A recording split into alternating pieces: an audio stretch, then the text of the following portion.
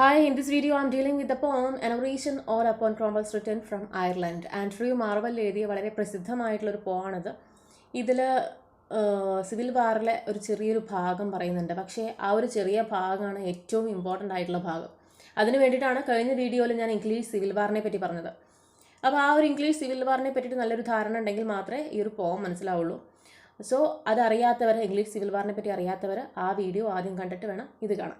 ആ ഒരു വീഡിയോൻ്റെ ലിങ്ക് താഴെ ഞാൻ ഡിസ്ക്രിപ്ഷൻ ബോക്സിലിടാം. അപ്പോൾ കിട്ടാത്തവരുണ്ടെങ്കിൽ അത് പോയി കാണാം.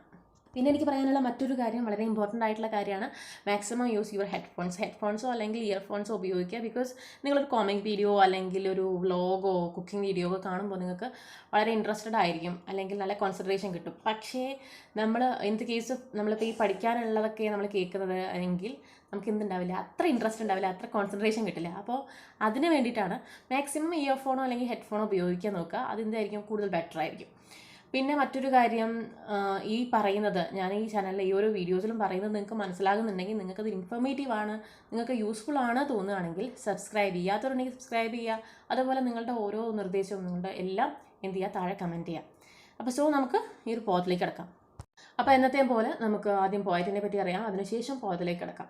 അപ്പോൾ പോയറ്റ് ആരാണ്? ആൻഡ്രൂ മാർവൽ എന്നുള്ളത് അദ്ദേഹം ഒരു 17th സെഞ്ചുറി ഇംഗ്ലീഷ് പോയറ്റാണ്. മാത്രമല്ല ഇദ്ദേഹത്തിന് ഈ ഒരു പോയിട്ട് ആൻ ഒറേഷ്യൻ ഓഡ്, ഇദ്ദേഹത്തിന് ഈ ഒരു ഓഡായിട്ട് ഡയറക്റ്റായിട്ട് ഇൻഫ്ലുവൻസ് ഉണ്ട്. കാരണം ഇദ്ദേഹം ഒരു പൊളിറ്റീഷ്യനാണ്. അതുമാത്രമല്ല ഇദ്ദേഹം ഹൗസ് ഓഫ് കോമൺസിലൊരു മെമ്പറും കൂടിയാണ്.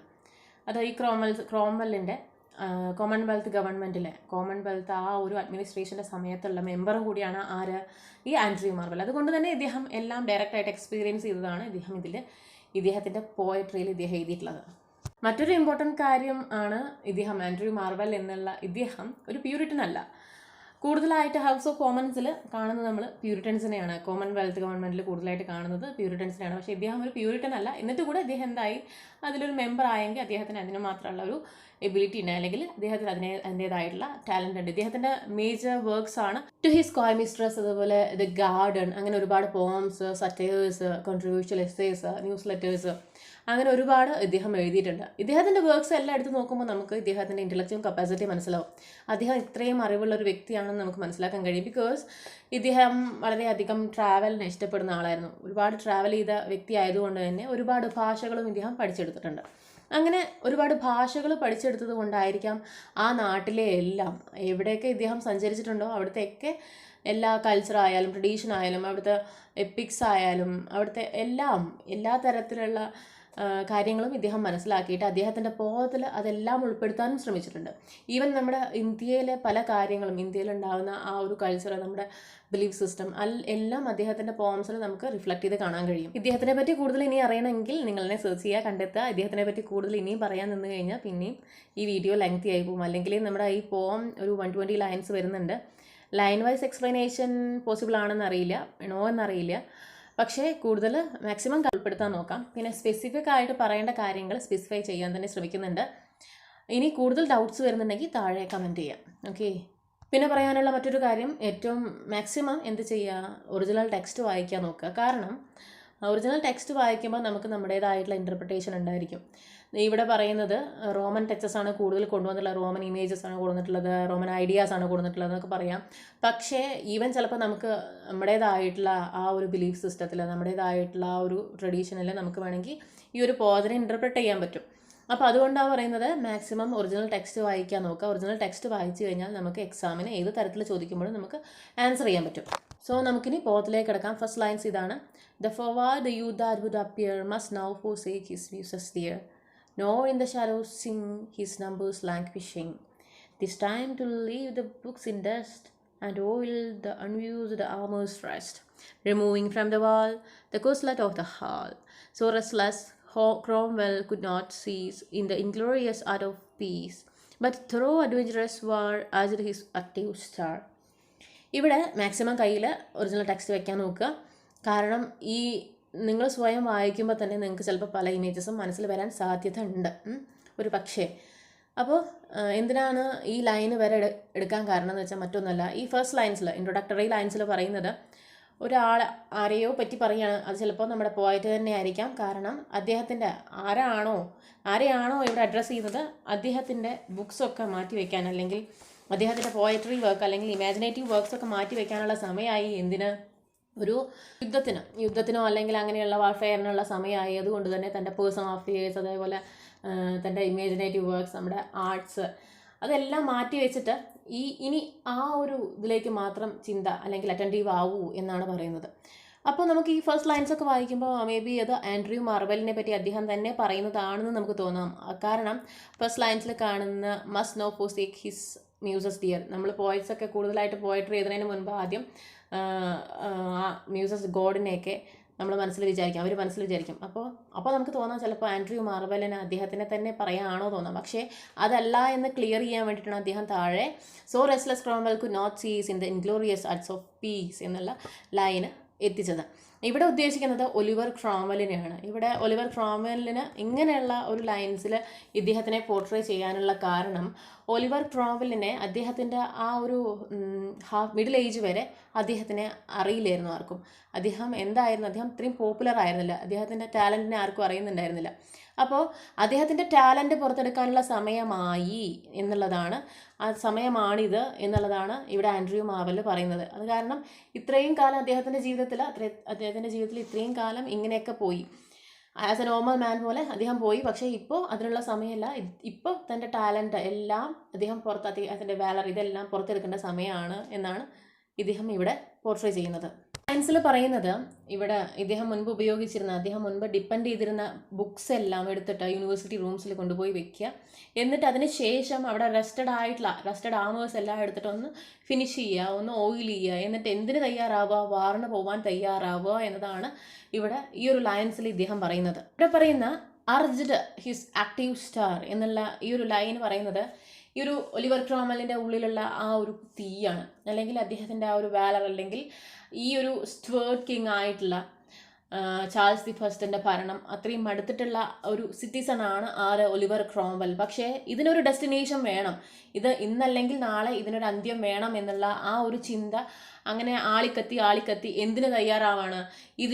ഈ ഒരു ഭരണത്തിന് അവസാനം കാണാൻ തന്നെ ഒലിവർ ക്രോംവെൽ ഇറങ്ങി പുറപ്പെടുകയാണ്.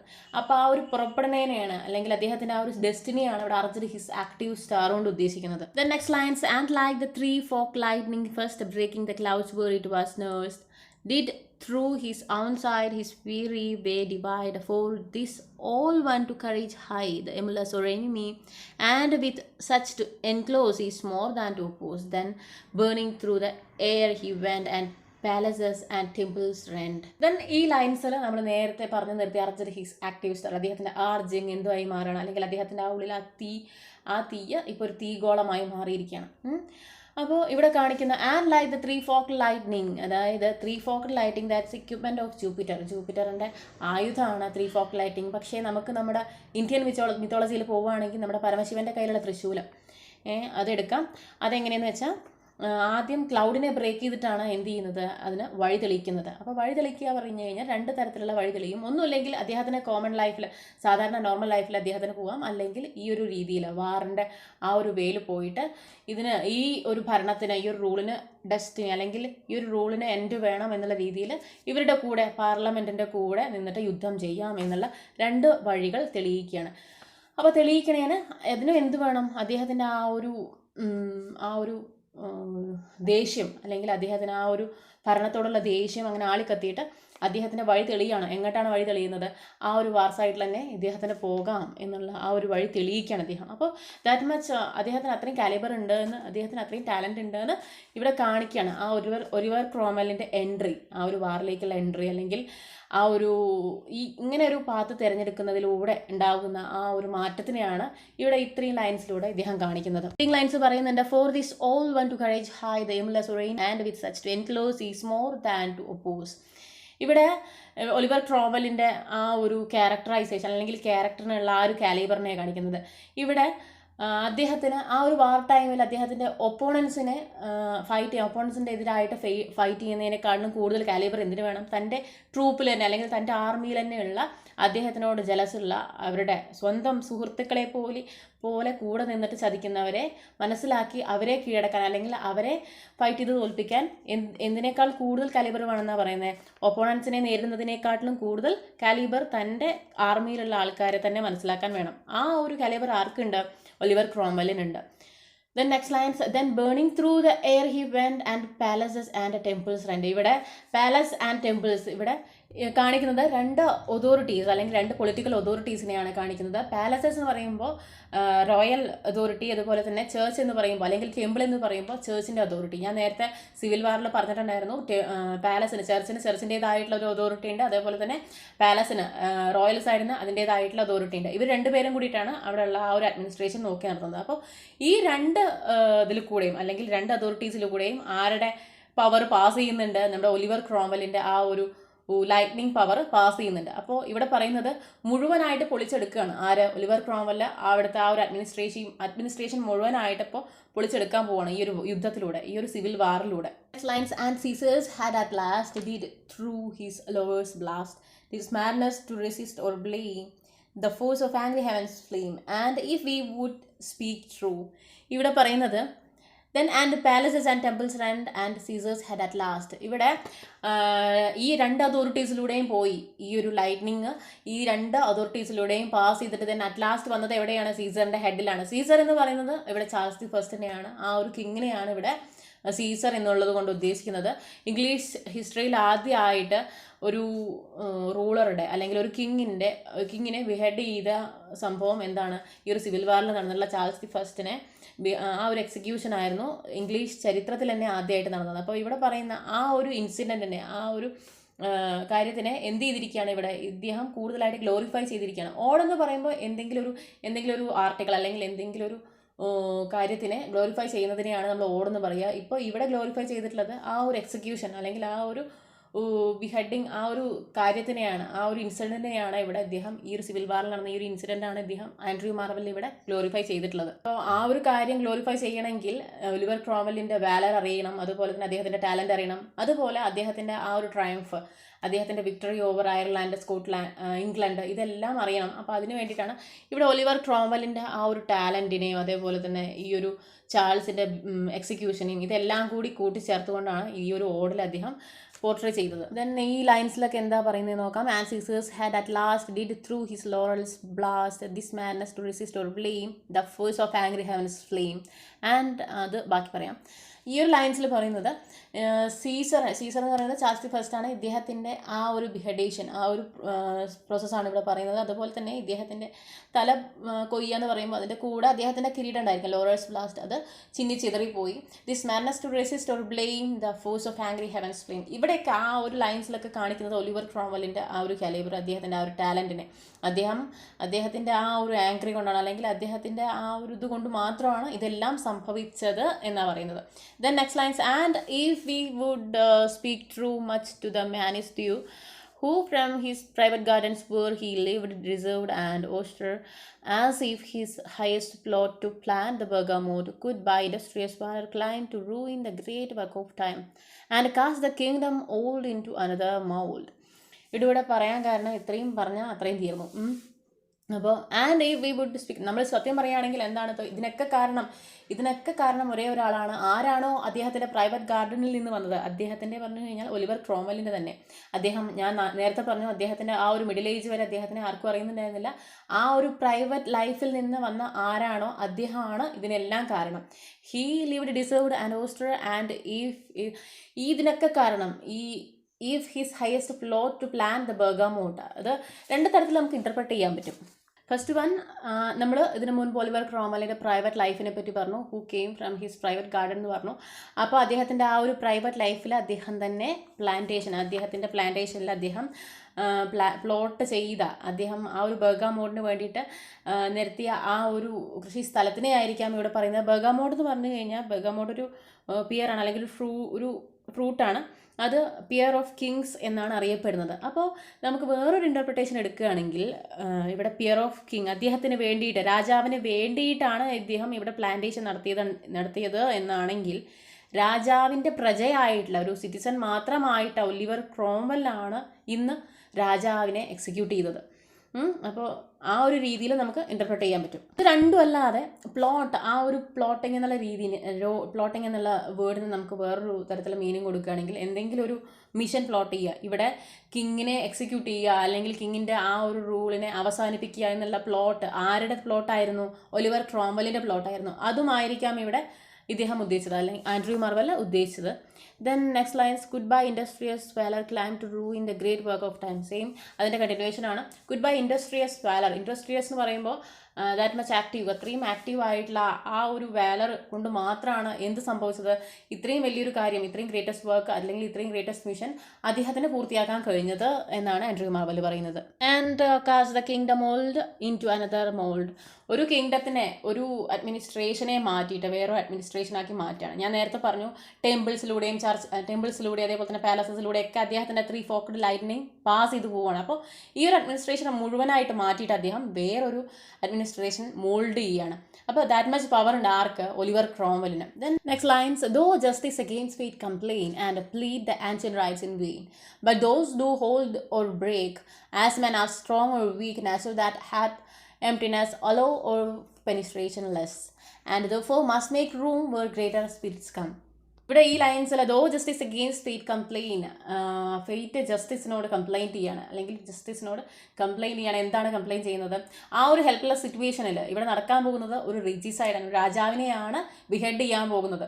ആ ഒരു സമയത്ത് ഹെൽപ്ലെസ് ആയിട്ടുള്ള ആ ഒരു സിറ്റുവേഷനിൽ നടക്കുന്ന ആ ഒരു സിറ്റുവേഷൻ കാണുമ്പോൾ ആർക്കും മനസ്സിൽ തോന്നുന്ന ഒരു ലൈൻസാണ് ഇതെല്ലാം. കാരണം and plead the ancient rights in vain. Ancient rights എന്ന് പറയുമ്പോൾ divine right theory of king, കിങ്ങിൻ്റെ അല്ലെങ്കിൽ കിങ്ങിൻ്റെ മേലെ ആരുമില്ല, കിങ് ആണ് ദൈവം, ദൈവത്തിൻ്റെ വാക്കുകൾ നേരെ കേൾക്കുന്നത് കിങ്ങിൻ്റെ ചെവിയിലേക്കാണ്. അപ്പോൾ കിങ് ആണ് എന്ത് ചെയ്യുന്നത്? ട്രാൻസ്മിറ്റ് ചെയ്യുന്നത്. കിങ് ആണ് ട്രാൻസ്മിറ്റർ എന്നുള്ള രീതിയിൽ ഭരിച്ചിരുന്ന ഒരു രാജാവ് ഇപ്പോൾ എക്സിക്യൂഷന് വേണ്ടിയിട്ട് ആ സ്കഫോൾഡിൽ കയറി നിൽക്കുമ്പോൾ ഉണ്ടാകുന്ന ഏതൊരു വ്യൂവർക്കും തോന്നുന്ന ഒരു ഫീലിംഗ്, അതാണ് ഈ ലൈൻസിൽ കാണുന്നത്. ഞാൻ കുറച്ച് സ്പീഡ് കൂടുതലുണ്ടോ എന്നൊരു സംശയമുണ്ട്. പക്ഷേ എന്താ ചെയ്യുക, ഈ ഒരു പോയം അത്രയും വലിയ പോയാണ്, ലെങ്തി ആയിട്ടുള്ള പോയ ആയതുകൊണ്ട് തന്നെ പെട്ടെന്ന് തീർക്കണം. ഒരുപാട് കാര്യങ്ങൾ പറയാനുണ്ട്, ഇതൊന്നും പറയാതെ വിടാൻ തോന്നുന്നില്ല. അതുകൊണ്ടാണ് ഇങ്ങനെയും സ്പീഡിൽ പറഞ്ഞു പോകുന്നത്. അപ്പോൾ എനിവേ ഇനി ബാക്കി നോക്കാം. But those do hold or break as men are strong or weak, nature that hath emptiness allows of penetration less, and therefore must make room where greater spirits come. ഈ ഒരു 5 ലൈൻസിൽ നമ്മുടെ ഡാർവിൻസ് തിയറി ആയിട്ടുള്ള survival of the fittest ആ ഒരു തിയറിയാണ് ഇവിടെ കൊടുത്തിട്ടുള്ളത്. Nature എപ്പോഴും ഒരു ഗ്യാപ്പ് എംപ്റ്റിനെസ് എപ്പോഴും നാച്ചുറിന് ആവശ്യമില്ല. ഒരാളല്ലെങ്കിൽ വേറെ ആൾ ആ ഒരു സ്പേസിൽ, എംപ്റ്റി സ്പേസിൽ ഒക്യുപ്പൈ ചെയ്യണം. പക്ഷേ ഒരിക്കലും ഒരു സ്പേസിൽ, ഒരു സിംഗിൾ സ്പേസിൽ 2 ആൾക്കാരെ ഒക്യുപ്പൈ ചെയ്യാൻ നാച്ചർ സമ്മതിക്കില്ല. അതാണ് ഇവിടെ പറയുന്നത് സർവൈവൽ ഓഫ് ദ ഫിറ്റസ്റ്റ്. ആരാണോ കയ്യൂക്കുള്ളവൻ കാര്യക്കാരെന്ന് പറയുന്ന പോലെ, ആരാണോ കൂടുതൽ പവർ ആയിട്ടുള്ളത് വരുന്നത് അവർക്ക് വേണ്ടിയിട്ട് ഈ വീക്കായിട്ടുള്ള ആൾ മാറിക്കൊടുത്തേ പറ്റൂ, അവരെന്തായാലും വെക്കേറ്റ് ചെയ്തേ പറ്റൂ എന്നതാണ്. ഇപ്പോൾ നമ്മൾ ഇത് പറയുകയാണെങ്കിൽ നമ്മുടെ ഏർത്തിലി ആയിട്ടുള്ള അഫെയേഴ്സ് ആണെന്ന് പറയാം. ഈ ഏർത്തിലി അഫെയേഴ്സ് വിട്ടിട്ട് നമ്മൾ കോസ്മിക് ലോസിൽ നമ്മൾ പോയി നോക്കുകയാണെങ്കിൽ നമുക്ക് കാണാം ഒളിമ്പ്യൻസും അതുപോലെ തന്നെ സുപ്രീം ഗോഡ്സ് ആയിട്ടുള്ള അവർ തമ്മിലുള്ള ആ ഒരു റിവാലറി, അവർ തമ്മിലുള്ള കോൺഫ്ലിക്റ്റ്, അതും എന്തിനായിരുന്നു? പവറിന് വേണ്ടിയിട്ടായിരുന്നു. മക്കൾ, അച്ഛൻ ദൈവങ്ങൾ, അതായത് ഒളിമ്പ്യൻസും അതുപോലെ ഒളിമ്പ്യൻസിൻ്റെ അച്ഛന്മാരും അവർ തമ്മിലുള്ള ആ ഒരു കോൺഫ്ലിക്റ്റ്, ഇതെല്ലാം എന്താണ്? അത് ഒരുപാട് കാലങ്ങൾ മുൻപ് തന്നെ എന്തുണ്ട്? ഈ ഒരു സർവൈവൽ ഓഫ് ദ ഫിറ്റസ്റ്റ് എന്നുള്ള ഈ ഒരു തിയറി എപ്പോഴും അപ്ലിക്കബിൾ ആണ് എന്നാണ് പറയുന്നത്. അത് ഈവൻ നമ്മുടെ മനുഷ്യന്മാരുടെ കാര്യത്തിലല്ല, മൃഗങ്ങളുടെ കാര്യത്തിലല്ല, ദൈവങ്ങളുടെ കാര്യത്തിൽ പോലും എന്താണ്? ഈ ഒരു തിയറി ഇപ്പോഴും നിലനിൽക്കുന്നുണ്ട് എന്നതാണ് ഇവിടെ നമുക്ക് കാണിച്ചു തരുന്നത്.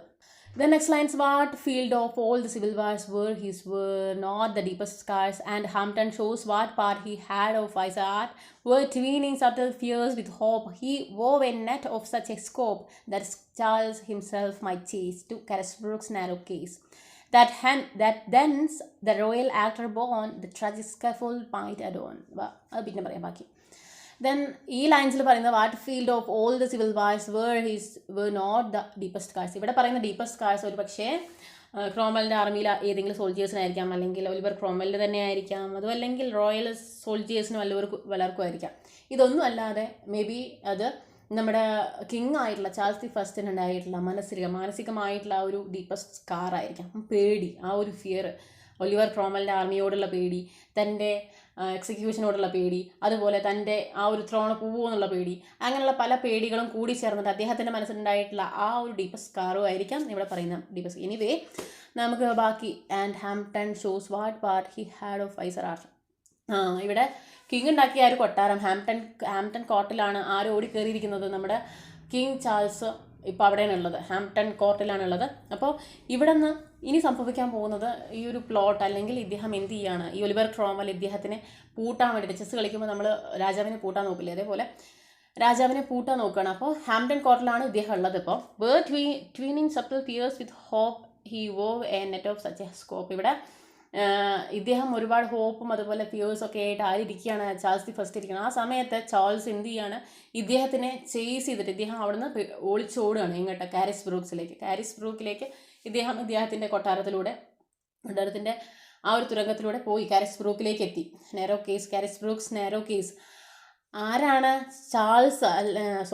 ഒലിവർ ക്രോംവെൽ തന്നെ നെയ്തെടുത്തിട്ടുള്ള ഇദ്ദേഹം തന്നെ പ്ലോട്ട് ചെയ്തിട്ടുള്ള ആ ഒരു ചട്ടക്കൂട്ടിലേക്കാണ് ആര് പോകുന്നത്, ചാൾസ് ദി ഫസ്റ്റ് പോകുന്നത്. അദ്ദേഹത്തിന് അറിയില്ല ഇദ്ദേഹം പോകുന്നത് ഒലിവർ ക്രോംവെല്ലിൻ്റെ അടുത്തേക്ക് തന്നെയാണെന്ന് ഇദ്ദേഹത്തിന് അറിയില്ല. കാരിസ്ബ്രൂക്കിലേക്ക് ഇദ്ദേഹത്തിനെ ആരെത്തിക്കുകയാണ്, ഒലിവർ ക്രോംവെൽ എത്തിക്കുകയാണ്, ചേസ് ചെയ്തിട്ട് എത്തിക്കുകയാണ്. സോ ഈ ഒരു ലൈൻസിലൊക്കെ നമുക്കൊരു ഡ്രാമാറ്റിക് എഫക്റ്റ് കിട്ടുന്നുണ്ട്. ഇദ്ദേഹത്തിനെ ഈ ചേസ് ചെയ്യുന്നു, അതുപോലെ തന്നെ ഇദ്ദേഹം ഒരു പ്ലോട്ട് തയ്യാറാക്കുന്നു, അതുപോലെ നമ്മുടെ ചാൾസ് ദി ഫസ്റ്റിൻ്റെ ആ ഒരു ഇമോഷണൽ ഫീലിങ്സ്, മെൻ്റൽ ഫീലിങ്സ് ഒക്കെ നമുക്ക് എന്ത് ചെയ്യുന്നുണ്ട്, നമ്മുടെ മനസ്സിലേക്ക് ഓടിയെത്തുന്നുണ്ട്. അപ്പോൾ ഇതാണ് ആൻഡ്രൂ മാർവലിൻ്റെ വളരെ അധികമായിട്ടുള്ളൊരു കഴിവ്, ഏറ്റവും നല്ലൊരു കഴിവാണ്. കാരണം ആ പോകത്തിലൂടെ അദ്ദേഹം ആ ഒരു ഇവൻറ്റിനെ നമ്മുടെ മനസ്സിലേക്ക് എത്തിക്കാൻ നോക്കും. അപ്പോൾ ഇപ്പോൾ എന്താ പറഞ്ഞാൽ നമ്മൾ ചാൾസ് ദി ഫസ്റ്റ് എങ്ങോട്ട് എത്തി, കാരിസ്ബ്രൂക്കിലെത്തിയപ്പോൾ അവിടെ എന്താണ് സംഭവിക്കുന്നത്, കാരിസ്ബ്രൂക്കിലെത്തിയ ചാൾസ് ദി ഫസ്റ്റ് കിങ് അല്ല, ഇപ്പോൾ അവിടെ എന്തായി മാറിയിരിക്കുകയാണ്, ജസ്റ്റ് എ റോയൽ ആക്ടറായി മാറിയിരിക്കുകയാണ്. ഇപ്പോൾ അദ്ദേഹത്തിൻ്റെ ത്രോണില്ല, അതുപോലെ തന്നെ ഒന്നും തന്നെ അദ്ദേഹത്തിൻ്റെതായിട്ടുള്ള കിങ്ഷിപ്പ് ഒന്നും ഇദ്ദേഹത്തിനില്ല. ഇപ്പോൾ വെറും ഒരു റോയൽ ആക്ടർ മാത്രമായി മാറിയിരിക്കുകയാണ്. അതാണ് ബാക്കിയുള്ള ലൈൻസിൽ നമുക്ക് കാണുന്നത്. Thence the royal actor born the tragic scaffold might adorn while round the armed bands did clap their bloody hands, he nothing common did or mean upon that memorable scene. അതായത് ഞാൻ പറഞ്ഞു, Cromwell Charles the ഫസ്റ്റിനെ എങ്ങോട്ട് എത്തിക്കുകയാണ്, കാരിസ്ബ്രൂക്കിൽ എത്തിക്കുകയാണ്. Because അദ്ദേഹത്തിന് അവിടെ നിന്ന് പിടിക്കാൻ പറ്റുമെന്ന് അറിയാം. അതുകൊണ്ട് ഇദ്ദേഹത്തിനെ ചേസ് ചെയ്തിട്ട് അങ്ങോട്ട് എത്തിച്ചിരിക്കുകയാണ് ആര്, ഒലിവർ ക്രോംവെൽ. അവിടെ എന്ത് ചെയ്യാൻ പോവുകയാണ്, ഇദ്ദേഹത്തിന് എക്സിക്യൂട്ട് ചെയ്യാൻ പോവുകയാണ്, ബിഹെഡ് ചെയ്യാൻ പോവുകയാണ്. അപ്പോൾ ഇപ്പോൾ ആരായി മാറി, കിങ് എന്നുള്ള പദവിയൊക്കെ പോയി അദ്ദേഹം ജസ്റ്റ് ഒരു റോയൽ ആക്ടർ മാത്രമായി മാറി. ആ ഒരു ട്രാജിക് സ്കാഫോൾഡിൽ കയറ്റി നിർത്തി, അദ്ദേഹത്തിനെ ട്രാജിക് സ്കഫോൾഡിൽ കയറ്റി നിർത്തിയപ്പോൾ നമുക്കിതിൽ ഒരുപാട് ഇൻ്റർപ്രിട്ടേഷൻ കൊണ്ടുവരാൻ പറ്റും. റോയൽ ആക്ടർ, അതേപോലെ ട്രാജിക് സ്കഫോൾഡ്, ഇതെല്ലാം ഒരു തിയേറ്ററിക്കൽ ഇമേജാണ് അല്ലേ, തിയേറ്ററിക്കൽ ഇമേജ്. അവിടെ നടക്കുന്ന ഒരു ആക്ടർ ആയിരിക്കാം, ചാൾസിനെ ഒരു ആക്ടറാക്കി മാറ്റി. അതോ ചാൾസ് ചിലപ്പോൾ ഒറിജിനലി ചാൾസ് ദി ഫസ്റ്റ് ആയിരിക്കാം, അല്ലെങ്കിൽ എന്തായിരിക്കാം, ജസ്റ്റ് ഒരു ആക്ടർ മാത്രമായിരിക്കാം.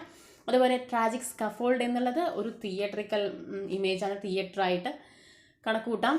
അതുപോലെ ഈ royal actor Charles the first, അതൊരു പക്ഷേ ചാൾസ് ദി ഫസ്റ്റ് തന്നെ ആയിരിക്കാം. ദെൻ അല്ല പറഞ്ഞത് while round the armed bands did clap their bloody hands. ഇവിടെ നമുക്കൊരു ഡ്രാമാറ്റിക് എഫക്റ്റ് കൊണ്ടുവരാണ് ഇദ്ദേഹം. എന്തെത്തി, ചാൾസ് ദി ഫസ്റ്റ് കാരിസ്ബ്രൂക്കിലേക്ക് എത്തിയപ്പോൾ അവിടെ ഒലിവർ ക്രോംവെല്ലിൻ്റെ ആർമി ഉണ്ട്, അദ്ദേഹത്തിനെ പിടിച്ചു കെട്ടാനുണ്ട്, അദ്ദേഹത്തിനെ എക്സിക്യൂട്ട് ചെയ്യാനുണ്ട് അവിടെ. അപ്പോൾ അദ്ദേഹത്തിൻ്റെ ഒലിവർ ക്രോംവെല്ലിൻ്റെ ആർമി മുഴുവൻ നാലുപുറം വളഞ്ഞു കഴിഞ്ഞിട്ട് എന്താ ചെയ്യുന്നത്, അവരുടെ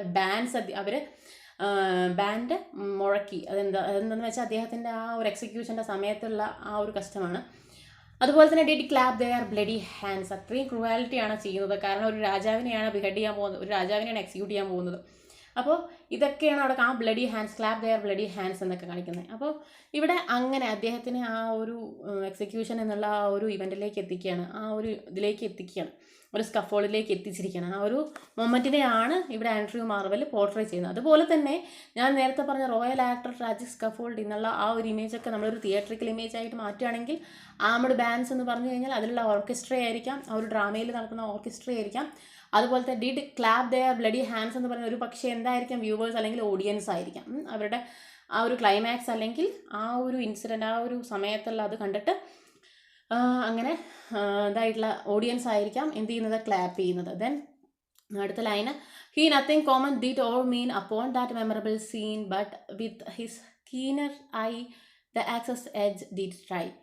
ഇവിടെ ചാൾസ് ഫസ്റ്റിനെ ആ ഒരു സ്കഫോർഡിൽ കയറ്റി നിർത്തി എക്സിക്യൂട്ട് ചെയ്യാൻ പോവുകയാണ്. ആ സമയത്ത് ഇതെല്ലാം ഞാൻ നേരത്തെ പറഞ്ഞു, അദ്ദേഹം ഒരു എന്താ പറയുക തൗസൻഡ്സ് ഓഫ് ഫീലിങ്സിലാണ് അദ്ദേഹം നിൽക്കുന്നത്. അദ്ദേഹത്തിന് നഷ്ടപ്പെട്ടു.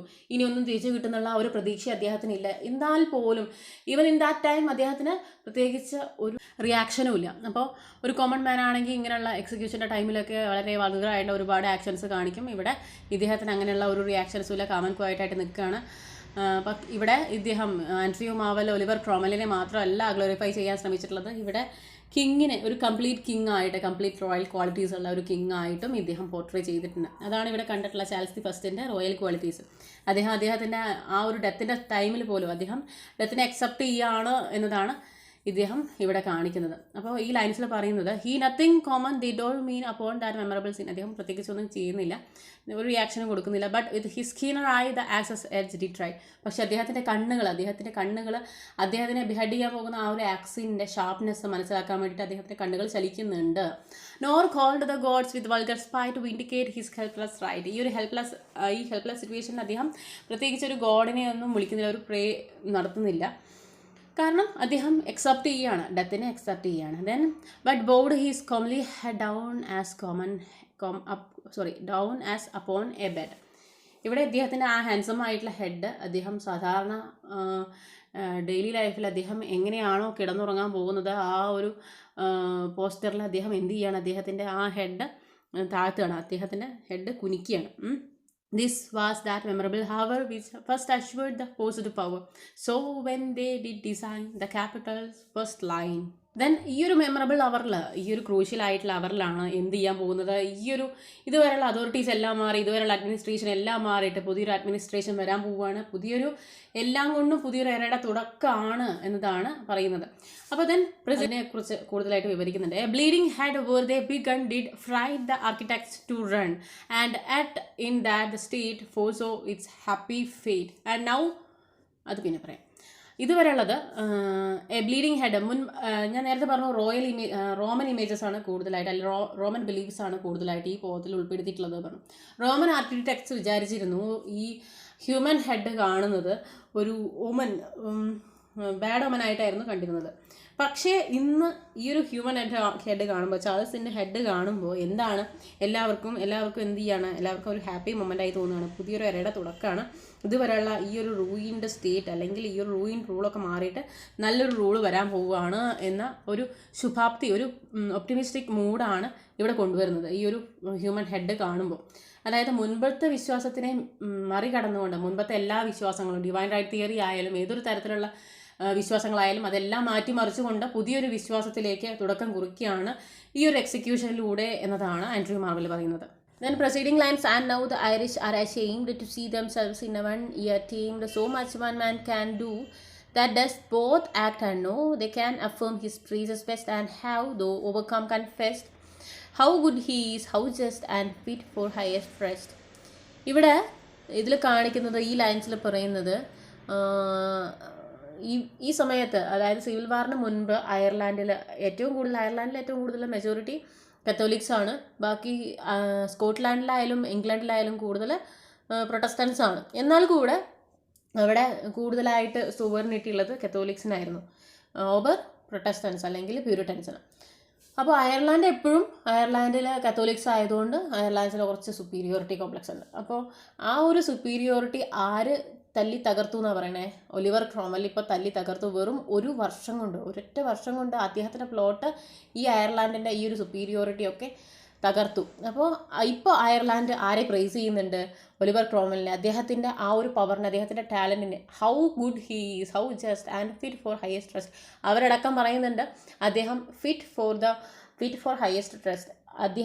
അദ്ദേഹം എന്തിനു ആപ്റ്റാണ്, ആ ഒരു പൊസിഷന് ആപ്റ്റ് ആയിട്ടുള്ള ആളാണെന്ന് അവരടക്കം സമ്മതിച്ചു. അദ്ദേഹത്തിൻ്റെ എനിമീസ് അടക്കം സമ്മതിച്ചു. അത്രത്തോളം അദ്ദേഹം ടാലൻറ്റഡ് ആണ് എന്നാണ് പറയുന്നത്. Nor yet grown stiffer with command, but still in the Republic's hand, how fit he is to sway that can so well obey. ഇവിടെ ആ ഒരു നോബിൾനെസ് ഓഫ് ഒലിവർ ക്രോമൽ ഇത്രയും ടാലൻറ്റഡ് ആയിട്ടുള്ള ആളായിട്ടും അദ്ദേഹത്തിന് എന്തില്ല, മിക്ക രാജാക്കന്മാരെയും വെച്ച് മിക്ക റൂളേഴ്സിനെ നോക്കുകയാണെങ്കിൽ എല്ലാവർക്കും അതിൻ്റെതായ ടാലൻസ് ഉണ്ട്. എന്നാലും അവരെന്തായിരിക്കും, എന്താ മൊണാർക്കിയൽ ബിഹേവിയർ ആയിരിക്കും ഇവരുടെയൊക്കെ. പക്ഷേ ഇവിടെ അതല്ല. ഇവിടെ ഇദ്ദേഹം എപ്പോഴും ആർക്ക് വേണ്ടിയിട്ടാണ് പ്രവർത്തിക്കുന്നത്, ആർക്ക് വേണ്ടിയിട്ടാണ് ഈ സെർവ് ചെയ്യുന്നത്? റിപ്പബ്ലിക്സിന് വേണ്ടി, അല്ലെങ്കിൽ ജനങ്ങൾക്ക് വേണ്ടി, അവരുടെ ആ ഉന്നമനത്തിന് വേണ്ടിയിട്ടായിരുന്നു ഒലിവർ ക്രോംവെൽ എന്നും അദ്ദേഹത്തിൻ്റെ വാളുകൾ ഉപയോഗിച്ചിരുന്നത് എന്നതാണ് ഇവിടെ പറയുന്നത്. അപ്പോൾ ആ ഒലിവർ ക്രോംവെലിൻ്റെ ആ ഒരു ജനറസ് ക്യാരക്ടർ, ആ നോബിൾനെസ് ആണ് ഈ ഒരു ലൈൻസിൽ കാണിക്കുന്നത്. Then next lines, how fit he is to sway that can so well obey he to the commons feet presents a kingdom for his perseus friend, and what he may forbears his fame to make it theirs, and has his sword and spoils and good to lay them at the public's good. So when the falcon high falls heavy from the sky, she having killed no more does search, but on the next green bough to perch. ഇവിടെയൊക്കെ ഇദ്ദേഹത്തിൻ്റെ നോബിൾനെസ് തന്നെ കാണിക്കുന്നത്, ഇദ്ദേഹം എത്രത്തോളം generous ക്യാരക്ടറാണ് എന്നതാണ് ഇവിടെ കാണിക്കുന്നത് Oliver Cromwell.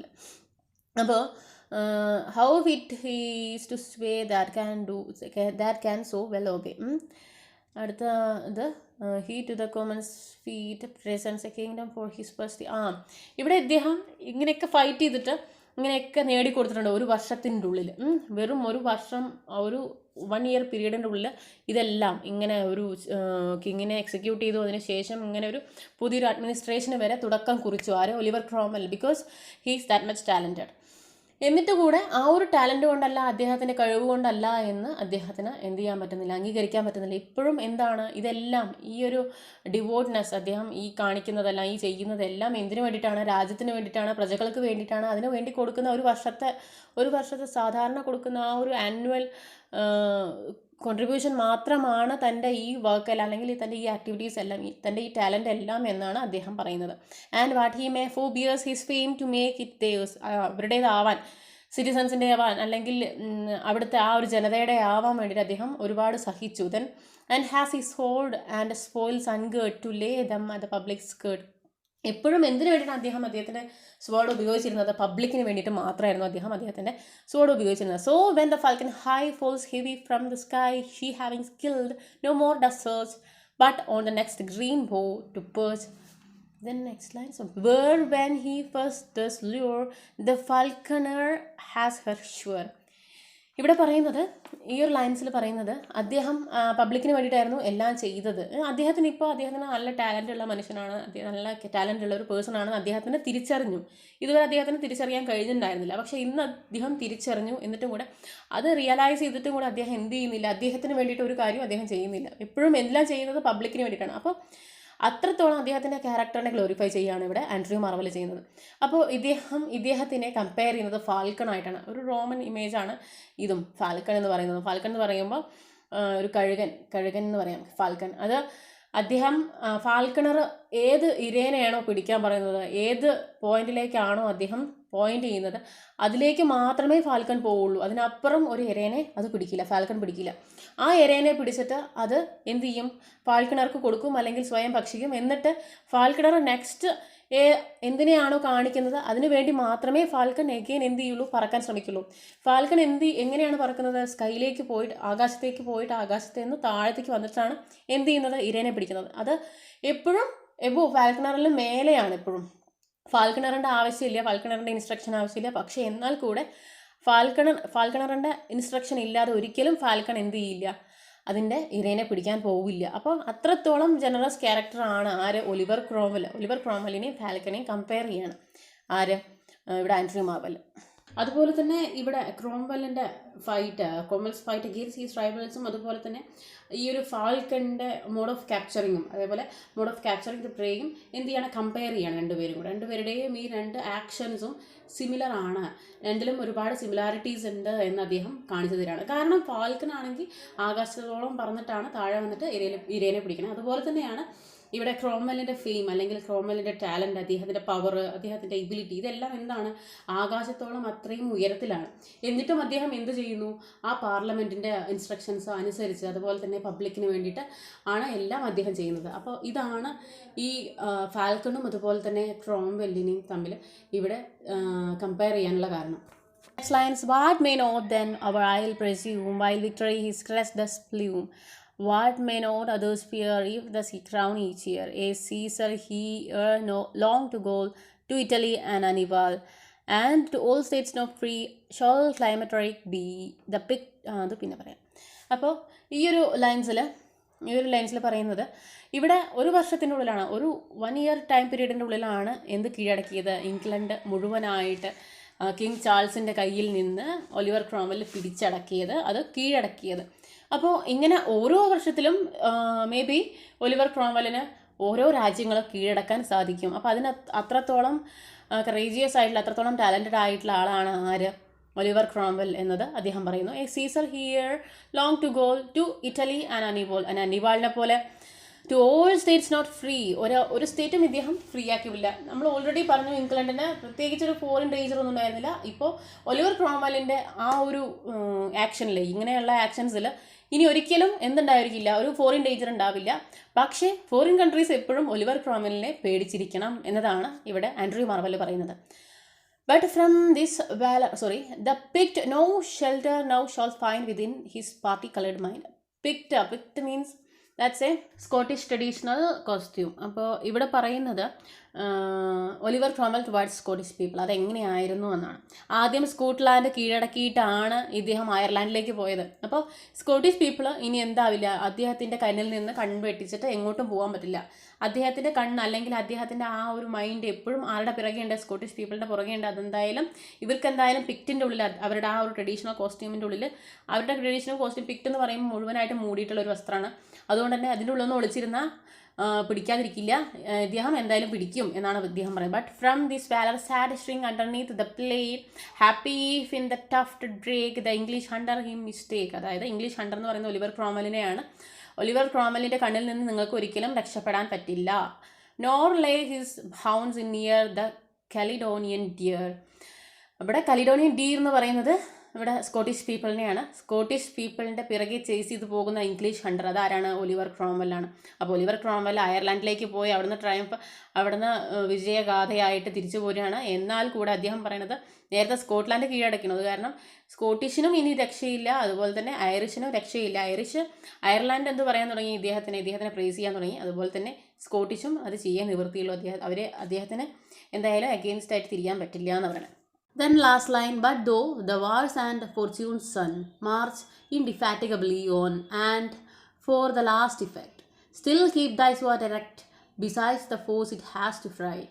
The spirits of the Sharinai, the same arts that did again, a power must in maintain. ഇവിടെ പറയുന്നത് ഇത് ഒരു വിഷു പോലെ, അതായത് ഇവിടെയുള്ള പോയറ്റ് ആൻഡ്രൂ മാർവെൽ അദ്ദേഹം പറയുന്നത് ഇതാണ്, or his welcoming or acknowledging his greatness means Oliver Cromwell's greatness. അതായത് ഇതുവരെ ഈ ഒരു മിഡിൽ ഏജ് വരെ അദ്ദേഹത്തിൻ്റെ ഗ്രേറ്റ്നസ്, അദ്ദേഹത്തിൻ്റെ ടാലൻറ്റ് ആർക്കും അറിയാൻ കഴിഞ്ഞില്ല, അദ്ദേഹത്തിന് പോലും അറിയാൻ കഴിഞ്ഞില്ല. പക്ഷേ ഇപ്പോൾ അദ്ദേഹത്തിന് മാത്രമല്ല ഓൾ ഓവർ ഇംഗ്ലണ്ട് അല്ലെങ്കിൽ ഫോറിൻ കൺട്രീസിന് വരെ ഈ ഒലിവർ ക്രോംവെൽ എന്നുള്ള ആ പേഴ്സണാലിറ്റീനെ എല്ലാവർക്കും അറിയാം. സോ എപ്പോഴും എന്ത് ചെയ്യണം, ഈ ഒരു ഫെയിം അല്ലെങ്കിൽ ഈ ഒരു നെയിം എപ്പോഴും എന്ത് ചെയ്യണം, കീപ്പ് അപ്പ് ചെയ്യണം എന്നാണ് അദ്ദേഹം പറയുന്നത്. സോ അപ്പോൾ ആ ഒരു ഫെയിം കീപ്പ് ചെയ്യാൻ വേണ്ടിയിട്ട് എന്ത് ചെയ്യണം, so keep swords erect always, എപ്പോഴും so keep your sword erect always, എപ്പോഴും എന്ത് ചെയ്യണം, നിങ്ങളുടെ വാൾ നിങ്ങൾ എപ്പോഴും ഇറക്റ്റ് ചെയ്ത് തന്നെ പിടിക്കണം. സോ താഴത്ത് വെക്കാൻ പാടില്ല, താഴത്ത് വെച്ച് കഴിഞ്ഞാൽ നിങ്ങൾ പഴയ ആ ഒരു ജീവിതത്തിലേക്ക് തിരിച്ചു പോയി എന്നാണ് അർത്ഥം. അപ്പോൾ നിങ്ങൾക്ക് ഇനിയും പല കിങ്ഡംസും മാറ്റിമറിക്കാൻ പറ്റും, പല അഡ്മിനിസ്ട്രേഷനും മാറ്റിമറിക്കാൻ പറ്റും, പലതും ജനങ്ങൾക്ക് വേണ്ടി നിങ്ങൾക്ക് ചെയ്യാൻ കഴിയും. അതുകൊണ്ട് തന്നെ നിങ്ങൾ ജനങ്ങൾക്ക് വേണ്ടിയെങ്കിലും ജീവിക്കണം, നിങ്ങളുടെ ടാലൻറ്റ് തെളിയിക്കണം എന്നാണ് ആൻഡ്രൂ മാർവെൽ ഈ ഒരു ലാസ്റ്റ് സ്റ്റാൻസ് അല്ലെങ്കിൽ ലാസ്റ്റ് ലൈൻസിലൂടെ പറയുന്നത്. സോ ഈ ഒരു പോയത്തിലുള്ള തീം എന്താ നോക്കാം. ഇവിടെയുള്ള മേജർ തീം ഇതാണ്, age old political and religious conflict between church and palace. അതുപോലെ തന്നെ പിന്നെ വരുന്ന മറ്റൊരു തീമാണ് the conflict between ruling authority and people or the affected ones, അവർ തമ്മിലുള്ള ആ ഒരു കോൺഫ്ലിക്റ്റ്. ഇത് രണ്ടും ഇതിലൊരു മേജർ തീംസ് ആയിട്ട് വരുന്നുണ്ട്. അതുപോലെ ഈ ഒരു പോയത്തിൻ്റെ ഇമാജറി നോക്കുകയാണെങ്കിൽ ഇതിലൊരു അബണ്ടൻ്റ് ഇമാജറി തന്നെ നമുക്ക് വേണ്ടിയിട്ട് അദ്ദേഹം ഒരുക്കിയിട്ടുണ്ട്. അതായത് ഈ ഒരു പോയത്തിൻ്റെ ഇൻട്രൊഡക്ഷനിൽ നിന്ന് ലാസ്റ്റ് ആ ഫൈനൽ ലൈൻസ് വരേക്ക് ഒരുപാട് ഇമേജസ് നമ്മൾ കണ്ടു. ഇമ്പോർട്ടൻറ്റ് വൺസ് ആണ് ഇതിൽ പറയുകയാണെങ്കിൽ 3 ഫോക്കൽ ലൈറ്റ്നിങ്, അതുപോലെ തന്നെ ഫാൽക്കൺ സ്റ്റേജ് മെറ്റാഫർ, അതുപോലെ തന്നെ പിന്നെ വരുന്നത് സീസേഴ്സ് ഹെഡ്, അതുപോലെ ഹെവൻസ് ഫ്ലെയിം, അതുപോലെ പ്ലാൻ ദ ബഗാമോട്ട്, ഇതെല്ലാം ഒരുപാടുണ്ട്, ഇതേപോലെ ഒരുപാട് വരുന്നുണ്ട്. ഇതെല്ലാം എന്താണ്, ഇമേജസ് അല്ലെങ്കിൽ മെറ്റാഫേഴ്സാണ് ഇദ്ദേഹം ഉപയോഗിച്ചിട്ടുള്ളത്. ഇതിൽ നിന്ന് ഒരുപാട് ഇൻ്റർപ്രിട്ടേഷൻസ്, അതുപോലെ ഇദ്ദേഹം ഒരുപാട് മീൻ ചെയ്യുന്നുണ്ട് ഇതിൽ. അപ്പോൾ അതുകൊണ്ട് തന്നെ ഈ ഒരു പോയത്തിന് അതിൻ്റേതായ ഫീൽ കിട്ടണമെങ്കിൽ ഇതിനെക്കുറിച്ചിട്ടൊക്കെ ഒരു ഐഡിയ ഉണ്ടെങ്കിൽ മാത്രമേ ഇതിൻ്റേതായ ഫീൽ കിട്ടുള്ളൂ. സോ ഈ ഒരു പോയം ഞാനിവിടെ കൺക്ലൂഡ് ചെയ്യുകയാണ്. നിങ്ങൾക്ക് എല്ലാവർക്കും മനസ്സിലായിക്കാണെന്ന് വിചാരിക്കുന്നു. മനസ്സിലായെങ്കിൽ ഒരു thumbs up. Okay, see you with next video. Thank U.